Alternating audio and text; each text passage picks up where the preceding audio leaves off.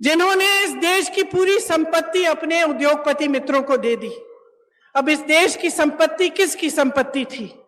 आप ही की संपत्ति थी। ये मेरी बैठी बहनें जो बैठी हुई हैं, इनकी संपत्ति थी। आज अगर पुरानी पेंशन के लिए सरकारी कर्मचारी रो रहा है तो क्यों रो रहा है? क्या उसका हक नहीं था कि 20-25 साल नौकरी करने के बाद उसे पेंशन मिलता, उसे सुरक्षा मिलती अपनी जीवन की, अपने परिवार के लिए? क्यों छीना गया ये? और जब इसको देने का समय आता है तो ये केंद्र की सरकार क्यों कहती है कि हमारे पास पैसे नहीं है? क्योंकि इनके जो बड़े बड़े उद्योगपति मित्र हैं, उनके हजारों करोड़ों के जो लोन हैं वो ये माफ कर रहे हैं, उनसे कुछ नहीं लेते। और यहाँ आपका पेंशन छीना जा रहा है, आपके रोजगार छीने जा रहे हैं। यहाँ के कितने वीर नौजवान हमारी सरहद पे खड़े होकर हमारे देश की सुरक्षा को देखते हैं, अपनी जान देने के लिए तैयार होते हैं। और केंद्र की सरकार ने क्या किया? अग्निवीर स्कीम ले आए।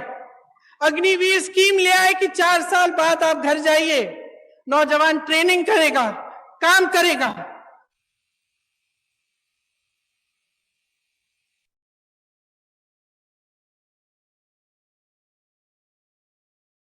चाहिए था केंद्र सरकार को, वह भी नहीं किया। हर चीज के लिए उन्होंने अपने उद्योगपति मित्रों को आगे रखा और जो जनता है उसको पीछे रखा।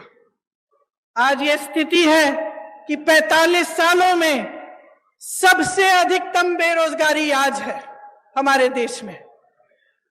जब आपके सामने चुनाव के लिए वोट मांगने आते हैं तो बड़ी बड़ी बातें करते हैं और अक्सर बीच में धर्म को ले आते हैं, जाति को ले आते हैं, अलग अलग बातों को ले आते हैं जिससे आपके जज्बात जुड़े हुए हैं। लेकिन बहनों और भाइयों, एक बात को पूरी तरह से आप समझ लीजिए, ये चुनाव किसी 2 राजनीतिक पार्टियों के दौड़ में कौन प्रथम आएगा उसका चुनाव नहीं है। ये चुनाव आपके भविष्य का चुनाव है। इसमें सबसे बड़ा सवाल ये है कि आपको आपका हक आपको कौन देने के लिए तैयार है।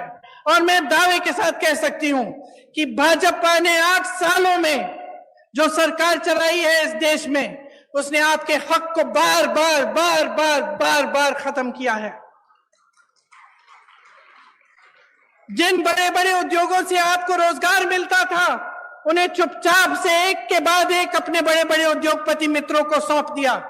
आपके पेंशन कटवा दिए, आपकी सेना में भर्ती होने के चांस खत्म कर दिए, अग्निवीर ले आए, महंगाई बढ़ा दी और खुद इतने बड़े काफिलों में चल